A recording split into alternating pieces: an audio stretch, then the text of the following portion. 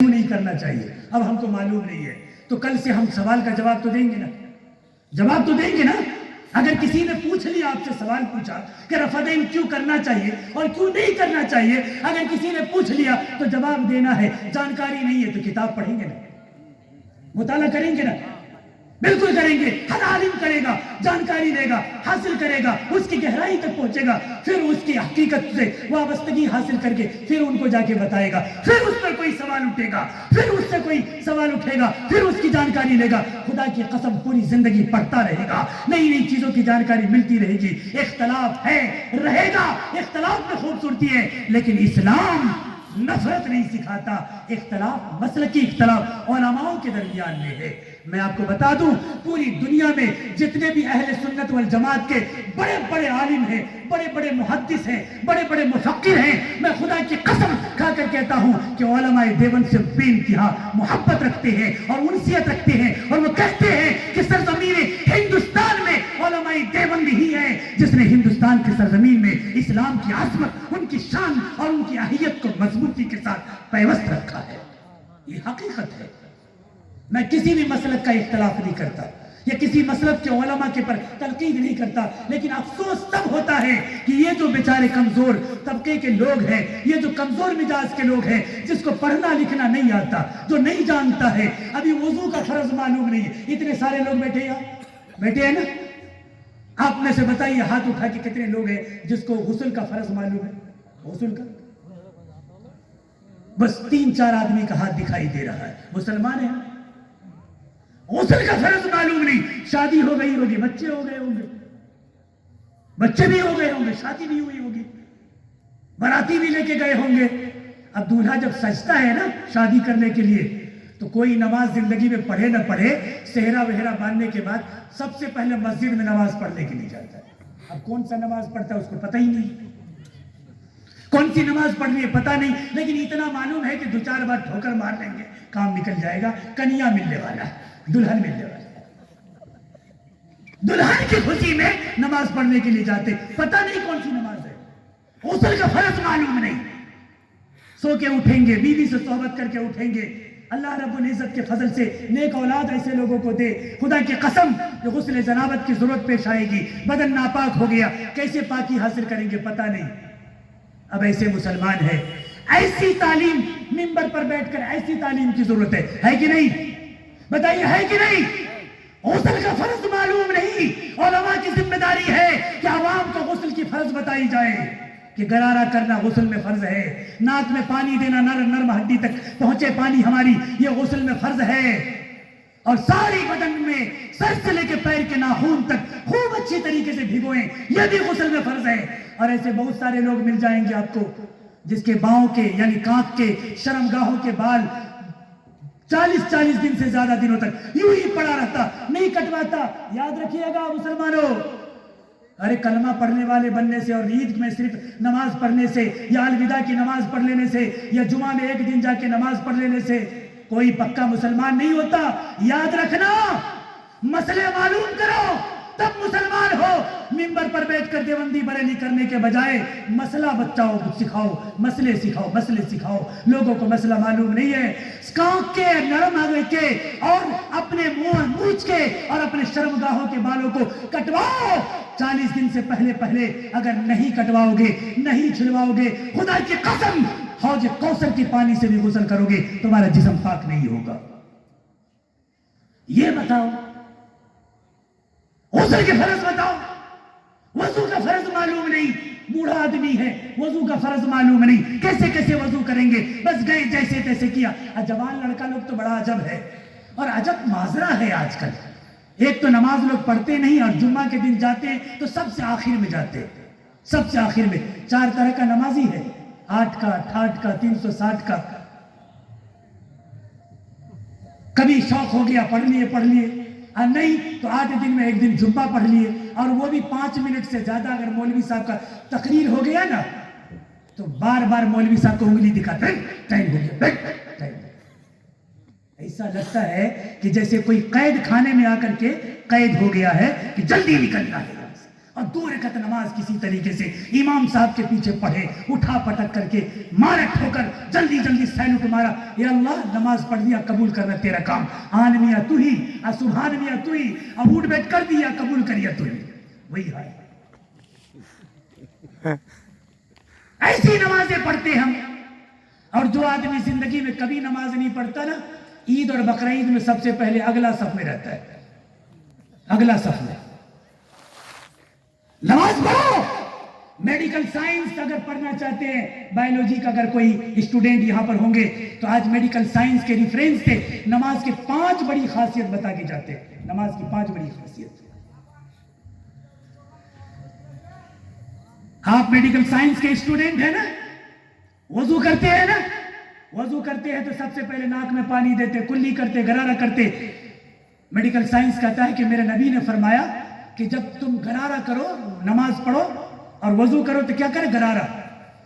Medical science کہتا ہے کہ اگر کوئی آدمی دن بھر میں 5 بار 7 بار 8 بار پانی منہ میں لے اور غرارہ کرے, تھائرائیڈ کبھی نہیں ہو سکتا اس کو, گلے میں ٹانسل, گلے کی شکایت اس کو کبھی نہیں ہوگی. ناک میں پانی اگر دیتا رہے تو سائنس کا پرابلم اس کو کبھی نہیں ہوگا. اور بار بار سجدے کرتا رہے تو مائگرین کی پرابلم ان کو کبھی نہیں ہوگی. دماغی برین ہیمریج جس کو ہوتا ہے نا, زندگی میں کبھی برین ہیمریج کسی کو نہیں ہوگا. یہ وضو بنانے کے چند فائدے ہیں. اب جب نماز پڑھتے ہیں تو خدا کی قسم نماز پڑھنے سے جسم کے 4 بڑے بڑے فائدے ہیں. سب سے پہلا فائدہ ہے برین کا. بلڈ سرکولیشن برین کے اندر بہت تیزی سے جاتا ہے. جیسے ہی لوگ رکوع میں جاتا ہے تو رکوع میں جانے کی وجہ سے ہارٹ کا پوزیشن اوپر ہوتا ہے, برین کا پوزیشن نیچے ہوتا ہے. اور آپ دیکھیے گا پانی کا بہاؤ ہمیشہ آسمان سے اونچے سے زمین کی جانب زیادہ ہوتا ہے. اس کی وجہ سے ہارٹ کا پریشر اوپر ہونے کی وجہ سے بلڈ سرکولیشن برین میں تیزی سے جاتا ہے. اور چھوٹی چھوٹی باریک نسیں جو انسانوں کے جسم میں اور ان کے برین میں ہے, وہ ساری نسوں میں بلڈ تیزی سے دوڑتی ہے. انسان کو کبھی بھی ذہنی توازن بگڑ نہیں سکتا اگر وہ انسان کثرت کے ساتھ سجدہ کیا کرے. دوسرا, ہارٹ میں پرابلم کبھی نہیں ہوگا نماز پڑھنے والے کو. تیسرا, thyroid, diabetes, blood pressure, blood sugar, اس طرح کی بیماری کبھی نہیں ہوگی. میں قسم خدا کی کھا کر کہتا ہوں ایسی بیماریاں انسان کو کبھی نہیں ہوگی. آج لوگ بیمار کیوں پڑ رہے ہیں؟ لوگ پہلے کھانا ملتا نہیں تھا, بھوکے مر جاتے تھے. آج لوگ جو کھانا کھا کے مر رہا ہے. گھر میں پلاؤ گوشت کھا کے نکلا, اور گجب حال ہے. کھانا کھانے کے 14 سنتیں ہیں. حضرت امام صاحب وغیرہ پڑھاتے ہوں گے, بچوں کو سکھاتے ہوں گے. 14 سنت ہے. ہم لوگ بھوج کھانے کے لیے جاتے ہیں, ایک بھی سنت ادا نہیں ہوتا. ایک تو کالی سنت غلطی سے ادا ہو جاتا ہوگا, بسم اللہ اللہ اکبر کر کے, یا بسم اللہ وعلا برکت اللہ پڑھ کے, یا بسم اللہ الرحمن الرحیم پڑھ کے کھانا شروع کر دیتے. خوب پیٹ بھر کے کھا لیا, اور کھا کے نکلے تو کھانا ٹھیک نہیں تھا, نمک تنک زیادہ ہو گیا تھا, مرچائن ٹھیک نہیں تھا. کو پکائش ترے, کو پکائش تھا, سارے کو پکاوے نہ آوے, کہیں پکاوے, کھا بھی لیا اور شکایت بھی کر دیا. میرے نبی نے ارشاد فرمایا کھانا کھانے کے بعد کھانے کی کمی نہ نکالو. تمہارے جسم کے پیٹ کو 4 حصہ بناؤ, 2 حصہ کھانے سے بھرو, دانا سے بھرو, 1 حصہ پانی کے لیے اور 1 حصہ ہوا کے لیے. یہاں تک ٹھکا کے کھا لیجیے, ڈھکار بھی نہ ہوئے. ذرا سے انگلی پڑ گیا تو الٹی کر کے دھر دیا, ٹھیک نہیں پکا اس طرح سے الٹی ہو گیا. کھا کے لوگ مر رہا ہے. آپ کو بتا دیں دن میں 3 ٹائم اگر کھانا چاہتے 3 ٹائم کھائیے. ایک کھانا کھانے کے بعد 4 گھنٹے تک مستقل کچھ مت کھائیے. یہ میڈیکل سائنس بھی کہتا ہے اور میرے نبی صلی اللہ علیہ وسلم کی سنت بھی ہے. اللہ کے رسول نے فرمایا جب آدمی کھانا کھاتا ہے تو باڈی کا تمام سیل, باڈی کا تمام اعضائیں کھانا کو پچانے میں لگ جاتا ہے. ساری باڈی, سارا ہاتھ پیر کی طاقت, قوت ہارٹ کا طاقت قوت، ہتھیلیوں کی طاقت قوت، برین کی طاقت قوت سب مل کر کھانا پچانے میں لگ جاتا ہے۔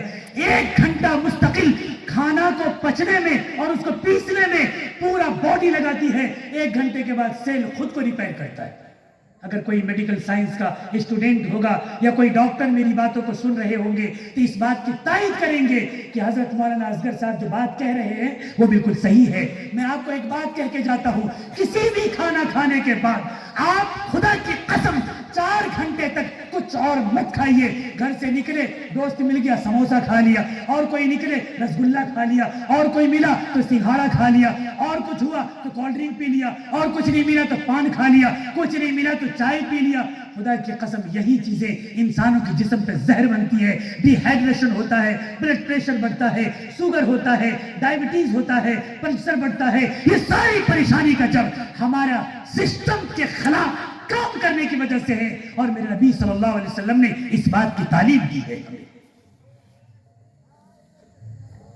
ہم سسٹم سے الگ چل رہے ہیں، مخالفی زندگی گزار رہے ہیں، جس کی وجہ سے ہمارے یہ حالات ہیں، جس کی وجہ سے ہماری یہ زندگی ہے۔ ہم اپنے بچوں کو ایسی تربیت دیں، خود بھی اس تربیت کے ساتھ رہیں۔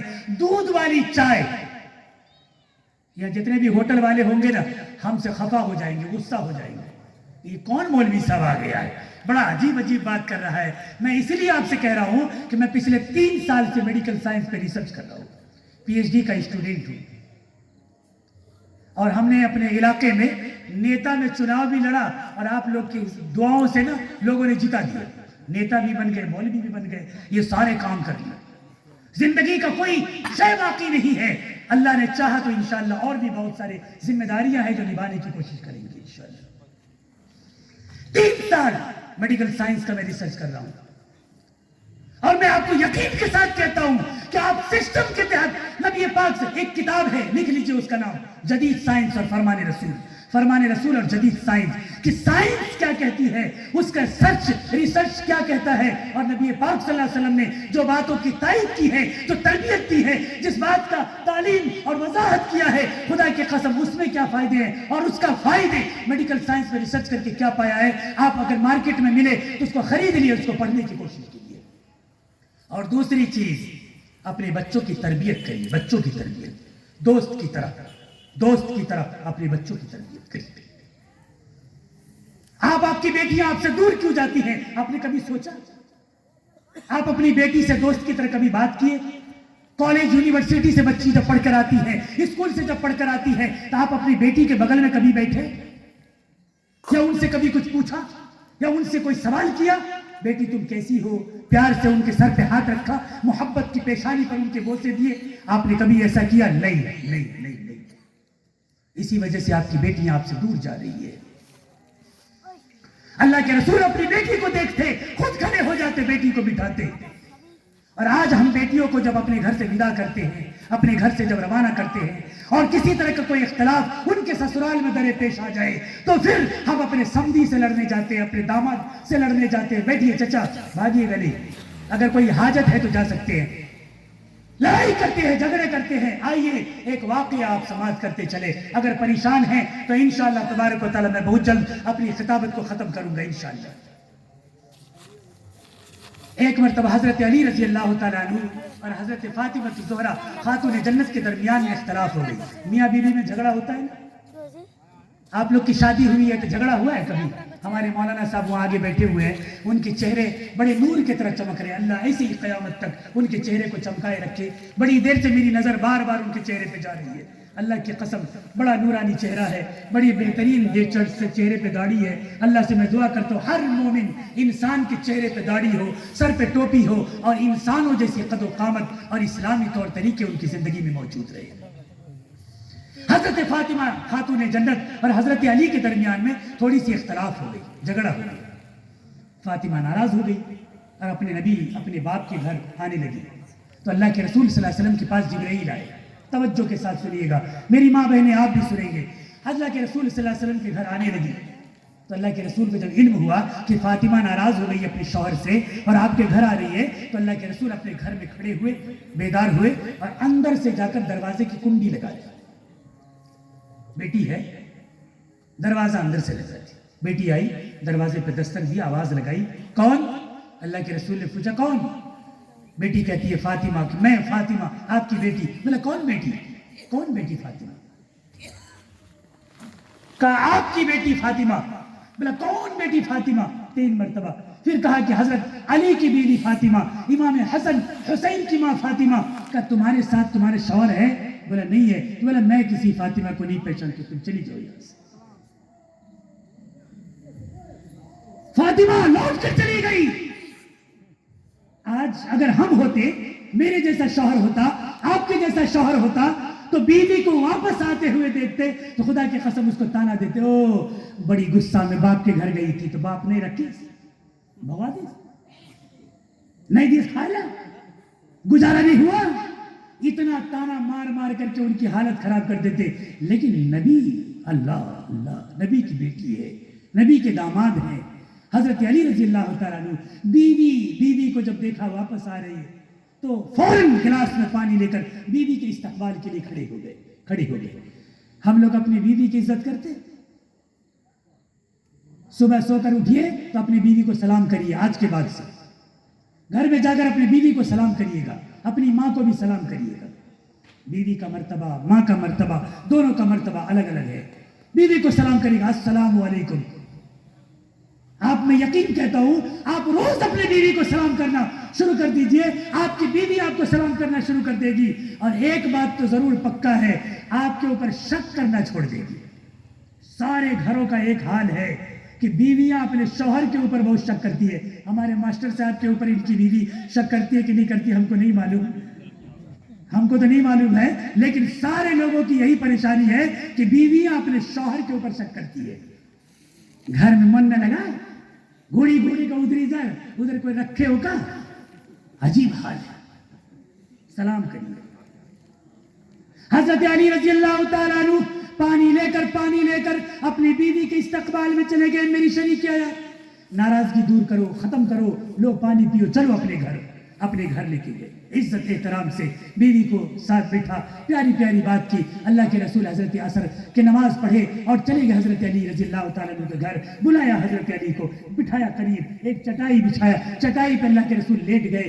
हजरत अली रजी अल्लाह तआला अन्हु को अपने बाएं जानिब लिटाया, हजरत फातिमा को दाएं जानिब लिटाया, अपने हाथ को नाम के ऊपर रखा, हजरत अली के हाथ को हजरत फातिमा के हाथ को रखा, अपने हाथ को उसके ऊपर रखा और कहा कि अली और फातिमा तुम एक दूसरे से कहो कि हमारी सुलह हो गई, हमारी सुलह हो गई, हमारी सुलह हो गई। आज हमारे घरों में इख्तलाफ और इंतशार सिर्फ इसलिए है कि हम अपनी बेटियों की तरबियत नहीं करते। बेटियों को समझा के भेजे, तरबियत देकर भेजे। ऐ मेरी बेटी, शौहर के घर में एक वक्त अगर खाना ना पके, सब्र कर लेना, सब्र कर लेना, सब्र कर लेना। अल्लाह की बारगाह में शिकायत नहीं करना, शिकायत नहीं करना।